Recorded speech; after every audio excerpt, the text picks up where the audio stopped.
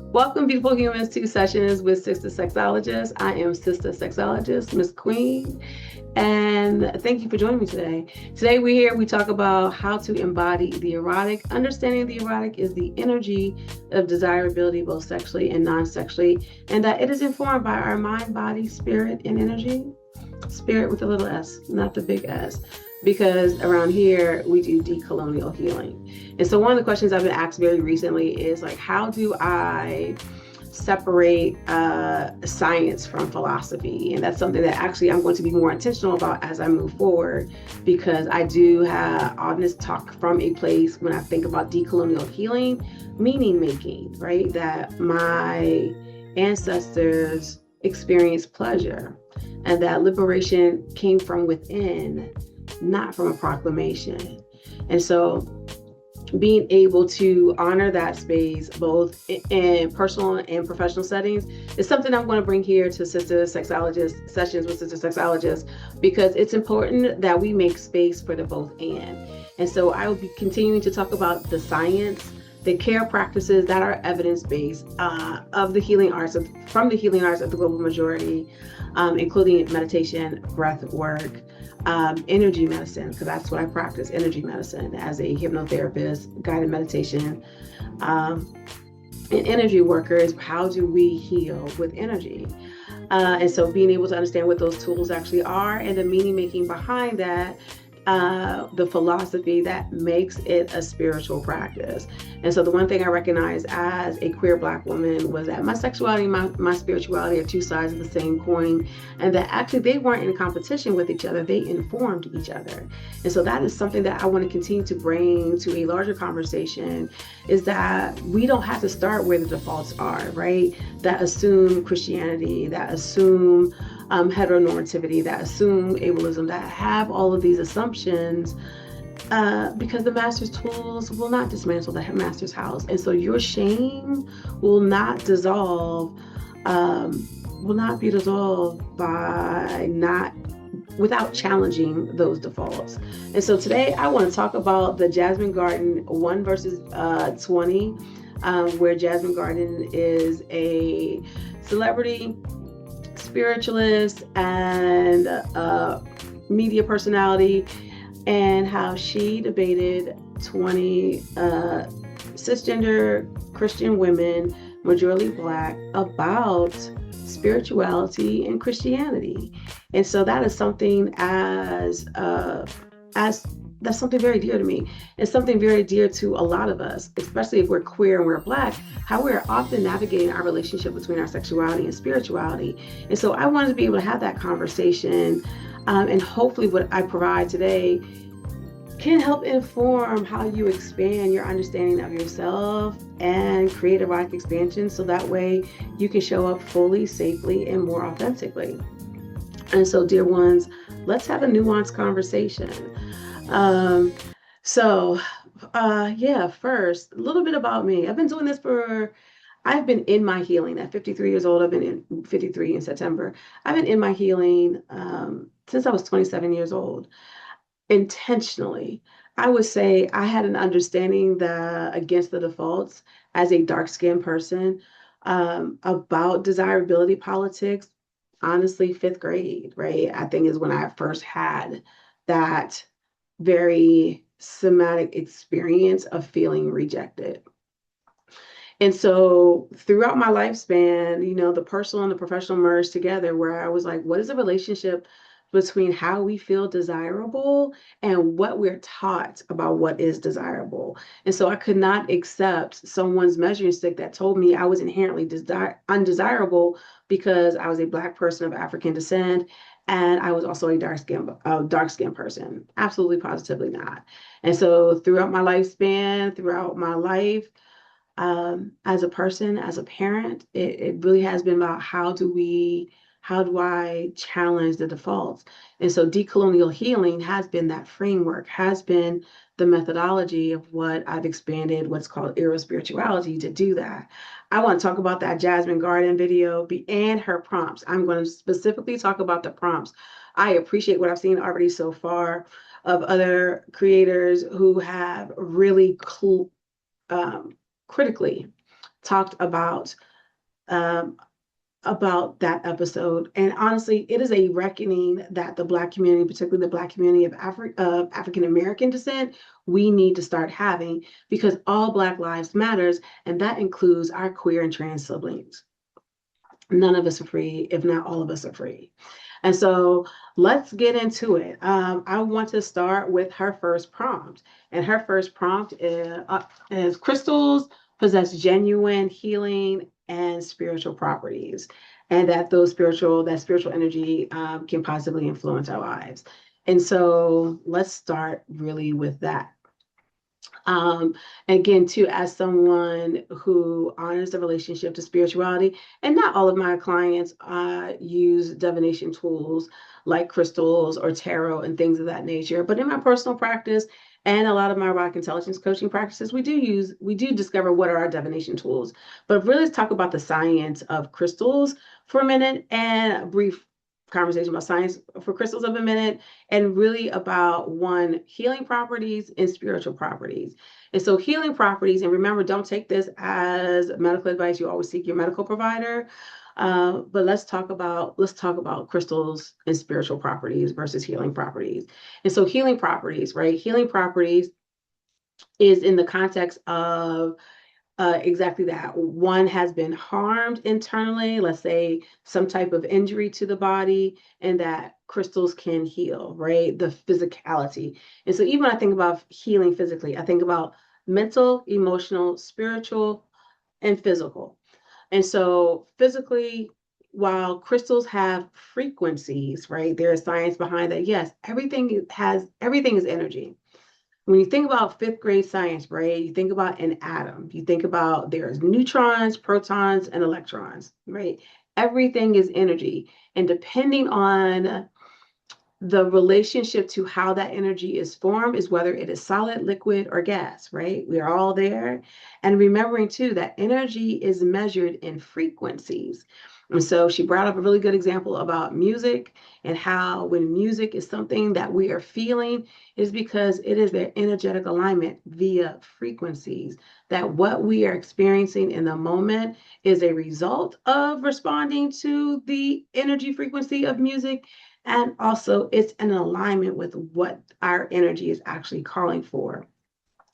And so that's really, in a very basic way, how energy in alignment actually works. And so when we're thinking about the physical properties of crystals, crystals do not have physical properties, do not have the physical ability to heal oneself, right?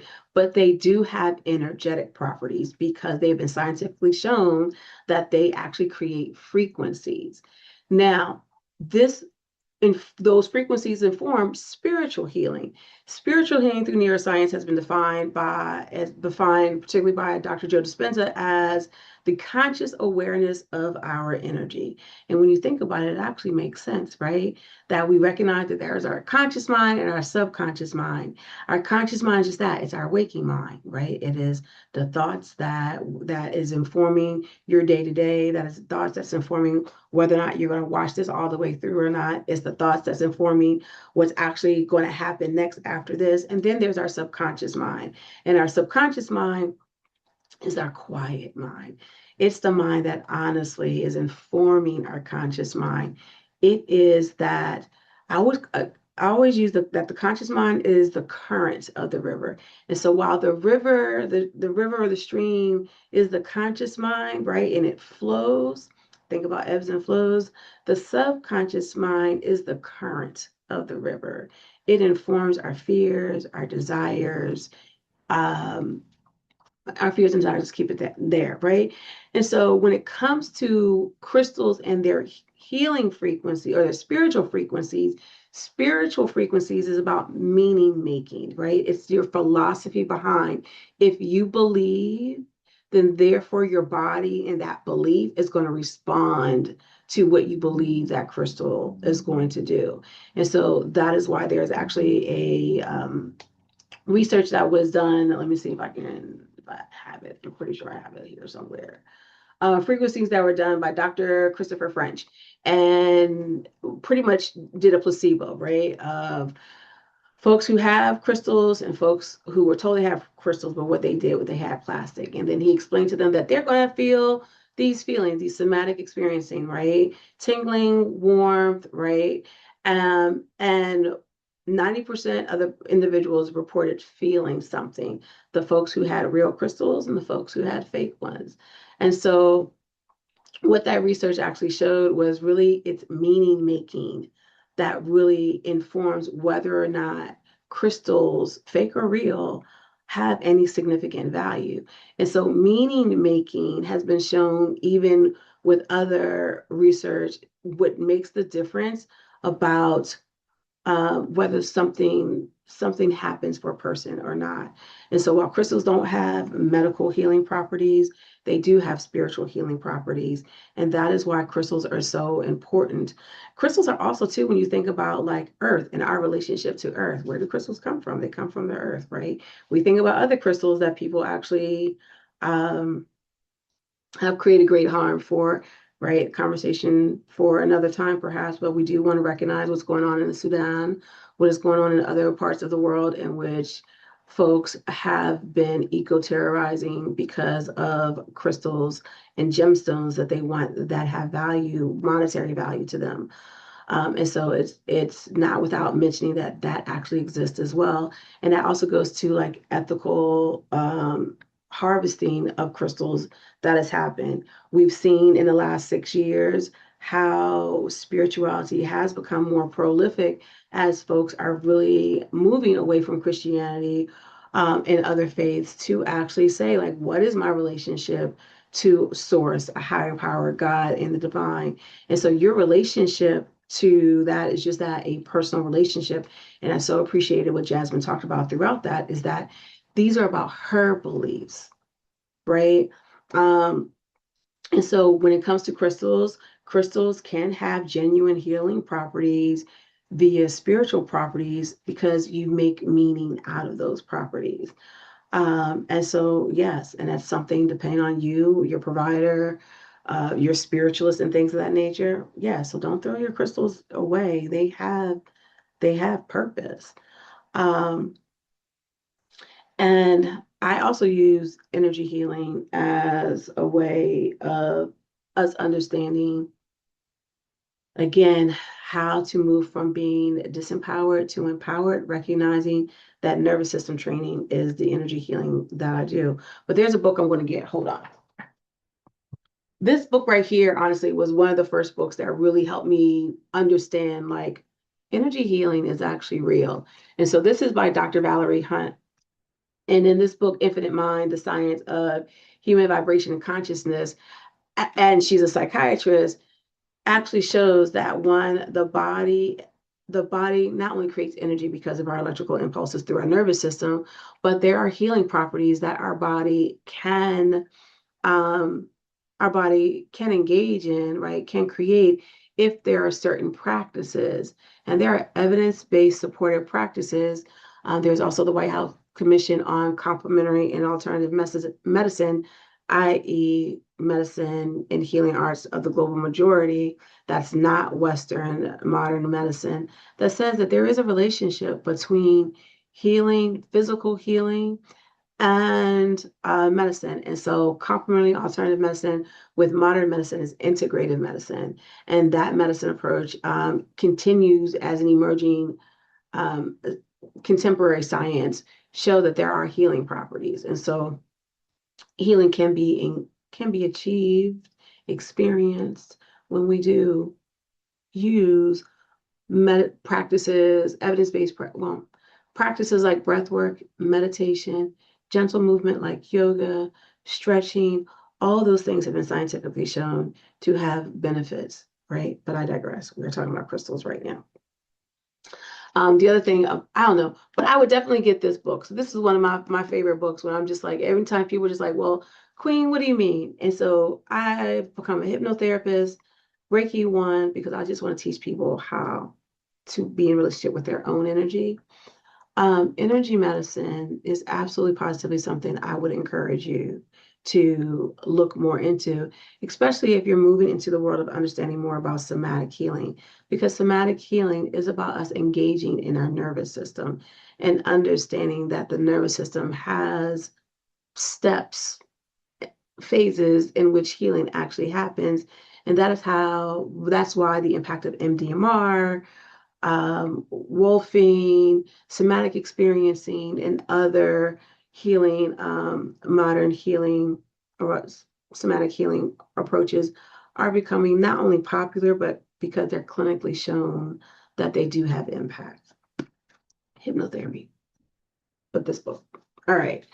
What else? What was the other prompt? Burning sage invites peace and chases away evil spirit. And so again, too, while burning sage, again, when I think about from an environmental standpoint, over harvesting is a thing that's actually happening. And there are other ways in which we can actually use smudging as a way to move energy, even if you think of evil spirit energy, right? So again, we're talking spirituality and then energy, right? Because there's an importance to, in this conversation, to talk about the relationship between the science, the practice, and the philosophy. And so with this about burning sage, right? Burning sage, absolutely. She said aromatherapy. Aromatherapy is again a evidence-based practice that's been supported to show that it does have healing properties and healing effects. And so burning sage, again, the meaning making behind it, if that clearing space is what happens with an open window, not just an open door, but an open window, then yes, to the person who is using sage to cleanse their space, Palo Santo, rosemary, or some other things. Again, ethical sourcing is something I would encourage when possible. That is something that actually can do. Incense, non-chalk incense. Again, there's a relationship between aromatherapy and energy work, aromatherapy to lighten how we feel. And so burn your sage, sis. It is also important to honor that, yes, it does come from, particularly on Turtle Island, an indigenous way of knowing, right? An indigenous way of living. So that's why I often honor the healing arts of the global majority as to not colonize, um, or as what they were doing when incorrectly identifying Jasmine as New Age, right? This is not about, and to her point too, about spiritual practices of the global South are not New Age, but ancestral. And that meaning making behind ancestral is absolutely important. And so I often invite through the erotic self is like, understand what your lineage is, right? How did your ancestors practice? And like Dr. Bill Johnson says, your anti-racist ancestors. How did they practice? And that's how I would invite you to figure out from your ancestral lineage is how they practice, right? And so, yes, sage can invite peace. Aromatherapy is the practice. And whether one use lavender or peppermint, when you think about your tea, um, and the senses you're engaging in the senses. I love the work of Dr. Zalakia Hepworth Clark Carnegie.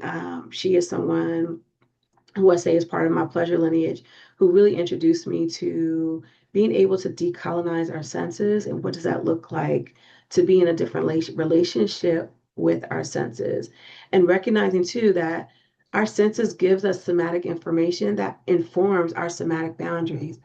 And so being able to, yeah, be curious about what your practices are and what you need in your practices is something I'm going to invite, especially as, someone who does use the universe, our natal chart. Caveat about natal charts. Natal charts is also assuming that we haven't experienced trauma. And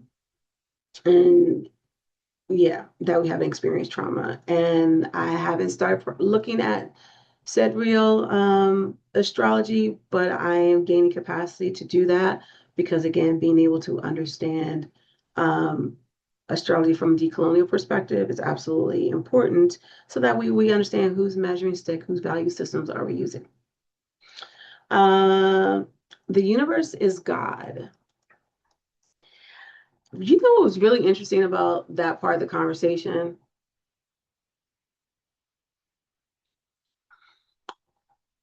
Was it was a queer ass conversation. And what I mean by that is, as again, to an erotic intelligence coach, a queer person, a licensed sex therapist and sex educator, is that there is a conversation about identity and not understanding the nuance of identity expression. And so when we talk about identity versus this, like the one young ladies talked about distinction, making a distinction about the universe being God. And so universe can be seen as an expression of source, right? Um, an expression of source. And if I'm an expression, if my hair is an expression of me, is my hair not me, right? And so I think also too, there's a wholeness perspective that was also kind of missed, and there's a very finite and rigid way of thinking. As someone who also too grew up African Methodist Episcopal, and then later Pentecostal in my young adulthood, before agnostic, and then just really identifying as a spiritualist. And so while I'm not a biblical shout out to Jasmine also too, because that was a flex to be like a 3-time champion of Bible scholarship, that she can find any passage within 6 seconds or less. That's not my neurodivergent self, but that was a flex because I think that also shows too how folks get to a place and be in a relationship with the divine that really is about knowing the Bible, and being able to understand and have a personal relationship with with their God for themselves. But yes, again, identity expression really showed up for me, and I was like, this is also too why I believe, and the Black community has a hard time talking about, has a hard time talking about and understanding gender outside of the binary, is because we don't understand expression, we don't understand identity, and the parts of what makes a person a person. And I always think about identity versus label, right? Label is something in which someone gives you without your permission, and identity is self-determined and self-defined. And so being able to understand and, um, regardless of your terminology of identifying your source of power and a divine source of power is still language that is up to you. But I think it's important to remember that when it comes to understanding identity and expression, that expression is part of identity. And so whether you believe the universe is God or not is up to you, but it's absolutely something I wanted to bring to this conversation and really to go in deeper about, because that does bring in, for me, again, as a trans affirming therapist and as someone who literally personally can be under the trans umbrella, as I do identify as non-binary via a gender, right? I am just queen. It's important for us to be able to see that identity is expansive and sometimes beyond our understanding. But that doesn't mean that we can't give empathy and compassion to that, which I didn't see a lot of. Didn't see a lot of curiosity either. I think there were folks who framed curiosity for conversion. I think that's very manipulative, and I think that's something that happens in larger societies with vulnerable individuals to be curious, but the intention is to convert. And I don't, that's not ethical. Um, but I think it's very important for us to be mindful of. And so depending on how you actually internalize that, And also recognize too this conversation and that conversation could be activating, right? And so being able to, again, listen to your body signals. One of the things of erotic intelligence is body attunement, to listen to respond in a timely fashion. Go back to it when you have capacity or leave it alone altogether. And so I thought that was, but I thought that was important.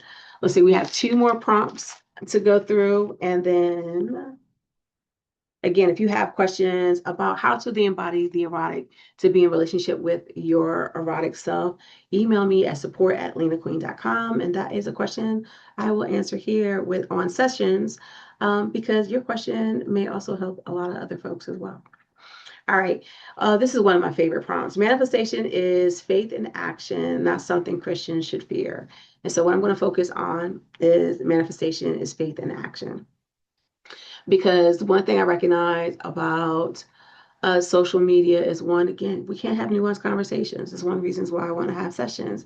It's because I wanted to have a little nuanced conversation. Um, Manifestation is faith in action. And so let's go first to define manifestation, shall we?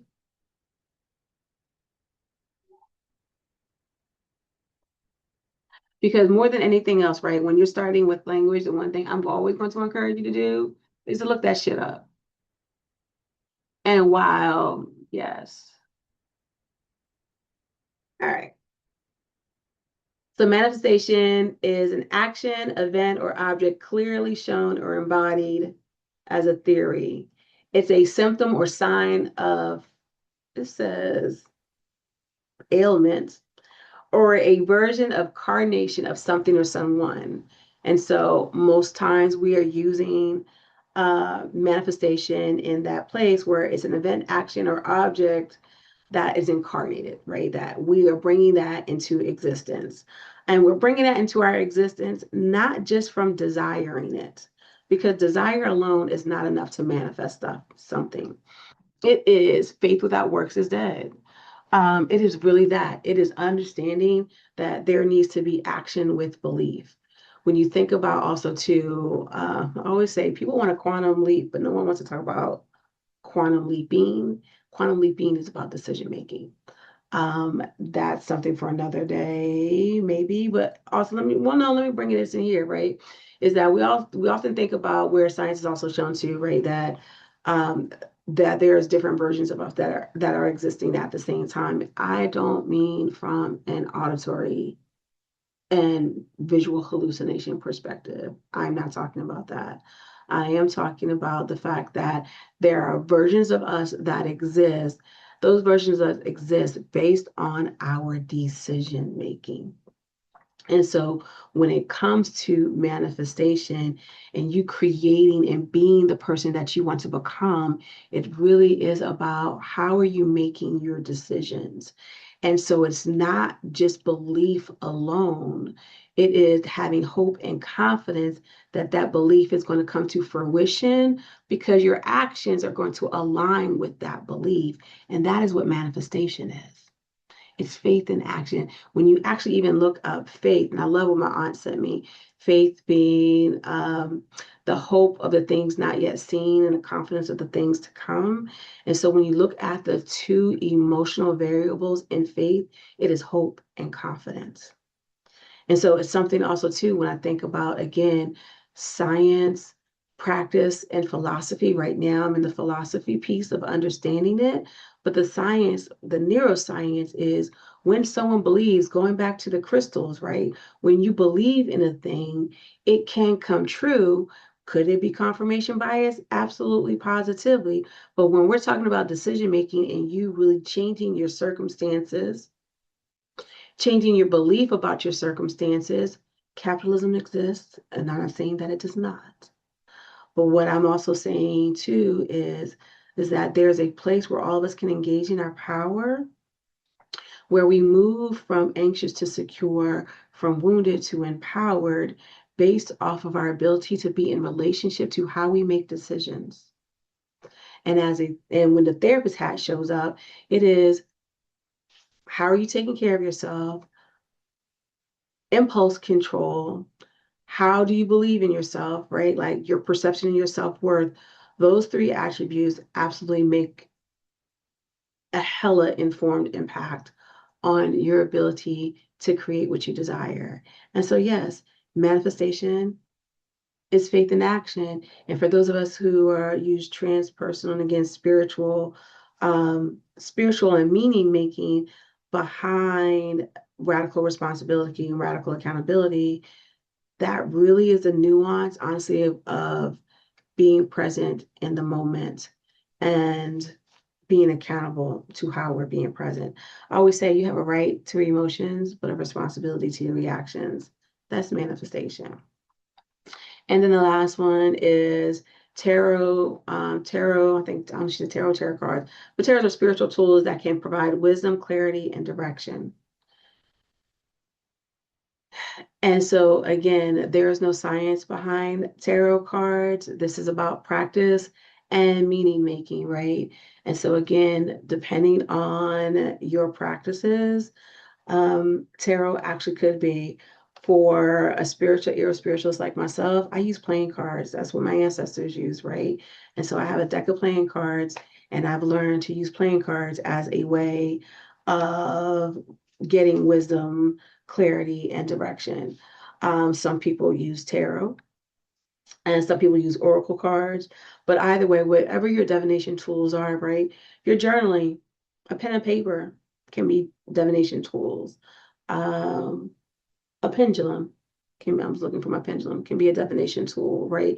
It really is about what are you using to communicate to yourself, and usually in relationship to that belief in a higher power, or that belief in being, when we think about your purpose, what is your purpose rooted in, right? What informs your purpose?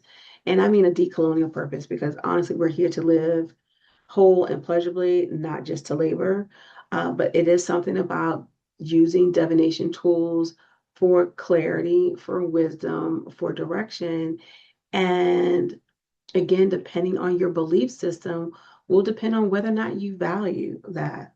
Um, some people will say their GPS literally can be a spiritual tool. Meaning making, can you find your directions without a GPS? Probably not, right? I remember we used to read maps, and we don't, because we have GPS, right? And so divination tools can have a purpose, and a phenomenal purpose for people who find value in that. But that doesn't necessarily mean everyone is going to find value in that. And so I think with this conversation, if you're getting any takeaways, is that the both and really is up to the individual to decide for themselves exactly what works for them, what they find meaning from. It is up to a provider to not shame that, but just to make sure that the person is not causing harm to self or others. And really, it is about you being able to make choices and act on the choices you make, and that's how you activate your erotic power. And so, I think that's what I have for today. Yeah.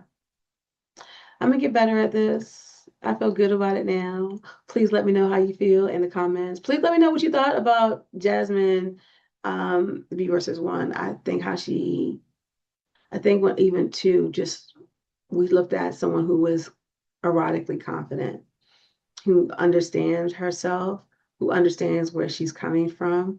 I absolutely agree with other folks who said she was very, very gracious. She held herself with grace.